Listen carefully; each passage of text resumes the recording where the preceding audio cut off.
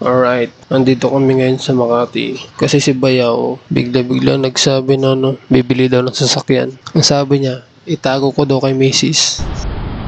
Eto si Bayaw.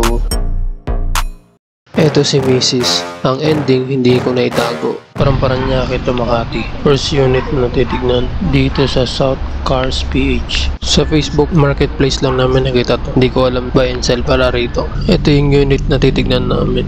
Sobrang ganda ng forma nito.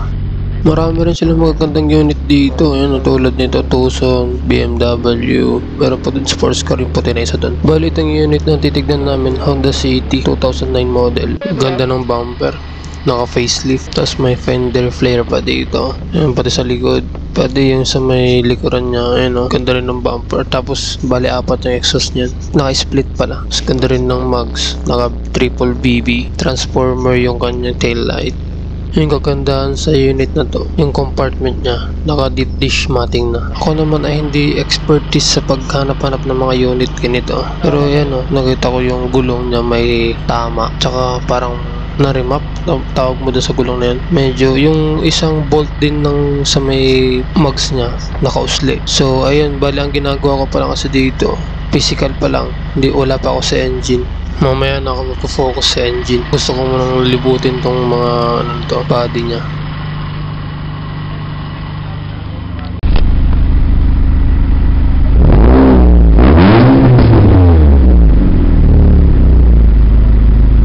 Grabe, solid nung pipe niya. Sarap bombahin. So dito muna ako sa loob naman bago sa engine bay. So maganda naman yung idle niya. Ayos din naman yung interior niya. Napansin ko lang yung RPM niya bumabagsak. Bali wala kaming kadala-dalang tools para malaman kung may tama ba yung makina or something. Pakiramdaman lang to.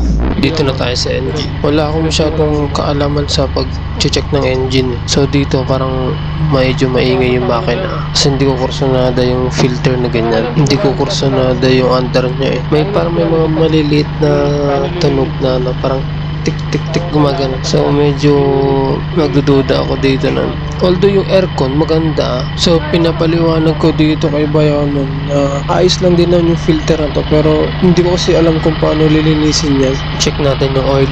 Itong dipstick niya ayos naman, pero may bakas ng no? Parang naputol to eh. Ayos naman din. Wala namang lumalabas na usok sa may dipstick niya. Pero kung narinig niyo yung parang matining na tunog, hindi ko alam kung belt yun o something. Ayun, ang ending nito, babalikan na lang namin yung contact. Ang problema pa kasi dito namin, dahil sa Facebook Market namin nakita, hindi napansin ni Bayaw na unang sinendan niya, magkaiba sila ng price. Tapos, nung naghanap siya ulit, ito rin yung unit na yon pero ibang sa agent. So, magkaiba sila ng price. Ito, ang bigay sa amin ngayon dito ay 250. Yung nakita namin sa Facebook, 238. So, medyo magulo na yung pricing nila. Pero dahil negative naman na sa amin to, okay na yun. Sa next unit naman tayo. Pasig. Andito na kami sa unit. Hindi na ako na masyado nakapag-video dito. Kasi shy type vlogger tayo eh. Pero itong unit na to, sa Facebook Market din to nakita. Sa picture pa lang talagang maganda na siya. Makinis. Lalo na nung nakita namin sa personal. Kabaliktaran naman dun sa unang city na tinignan namin. Ito, napakatahimik ng makina. Kahit naka-AC, ang bilis din lumamig ng aircon. Tapos ito, medyo nahirapan na kaming bumitaw. Kasi may buyer din na titingin dito. Nagdadalawang isip pa si Bayaw kasi may mga unit pa kami titignan. So, balak na namin magpa-reserve sana dito pero gusto namin makita muna lahat yung unit. Gutom na, kain muna. Next step naman namin, Blumentritt, Manila. Medyo nahirapan kami bumitaw sa Pasig talaga. Sobrang kinis ng kotse. Siya nga pala 2010 model yun pero makinis na makinis pa. Lalo yung loob, presentable. Yung Honda City sa Pasig, yun na yun. Gusto na ni Bayaw. Pero titignan lang namin yung iba. Ang bitaw sa amin dito ay hanggang 340. Malapit na kami sa Blumentritt.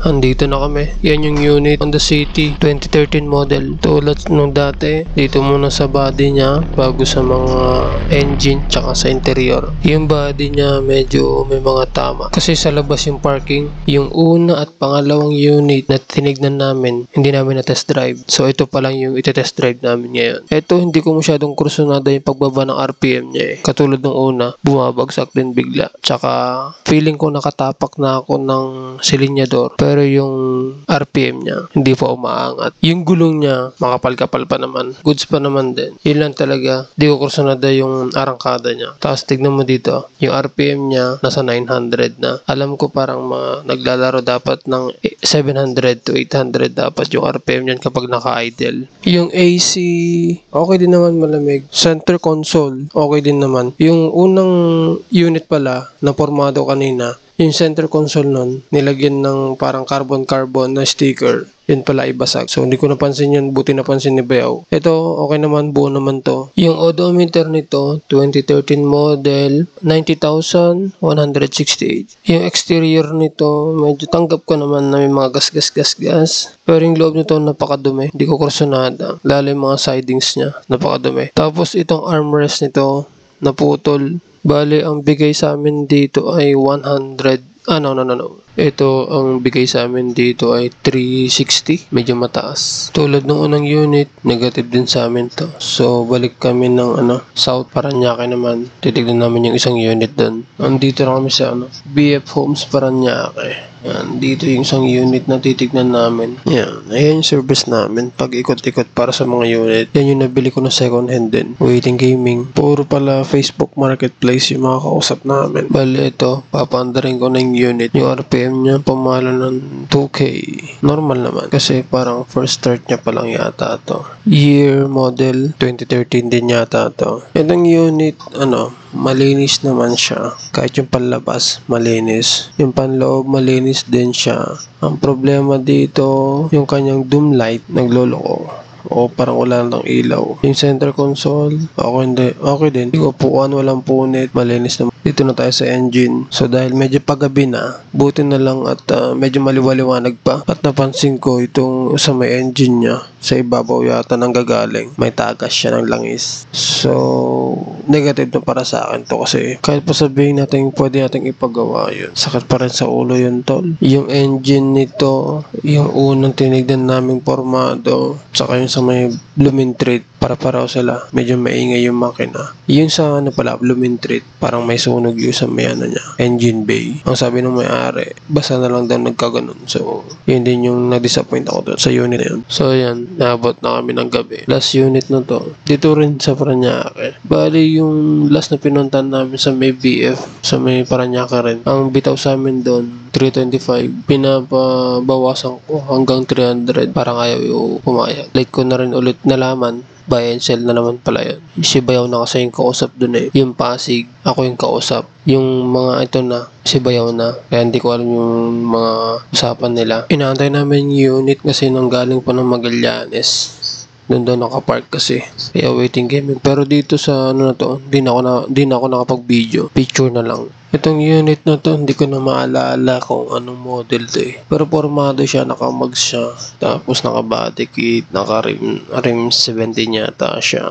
Ang problema dito, yung papeles daw nito, naitapon daw ng tauhan niya. Hindi niya alam. Yun lang. Naka-leather seat. Ang problema, 1.3. So wala siyang paddle shifter. Tapos, ang presyo nito, 350. May bawas pa naman. Pero napakaganda ng unit na to. Kaya hindi ako makapag-desisyon dun sa Pasig noon. Kasi isa to sa gusto kong makita muna. Bali, ito yung choice namin. Itong huling tinignan namin. Tsaka yung Pasig. Solid din ng Pasig talaga. Napakalinis ng unit na yan. Ito rin, maganda rin. Naka-mags na siya. Tsaka naka-body kit. Formado na rin to eh. So, ayan. Dito na lang magtatapos yung pag-hunting namin ng Honda City. Bali, aantayin ko na lang desisyon ni Bayaw. So, makalipas ang linggo kami naghanap ng unit. Tuesday na ngayon. Makalipas ang isang araw lang at hindi makatulog si Bayaw. So, tanong ko anong magandang unit. Yung pula ba o yung may body kit na. So, this time, ang pinili niya yung Pasig, yung pula na Honda City. Ito ako ngayon, magpapahangin ng gulong kasi pipick upin na namin yung kotse. So, kasundo na rin yung isip at puso ni Bayaw. Okay, natapos din. Tara na sa bahay, nag-aantay na yung mga kasama. Lalo na si Bayaw, excited na yun eh.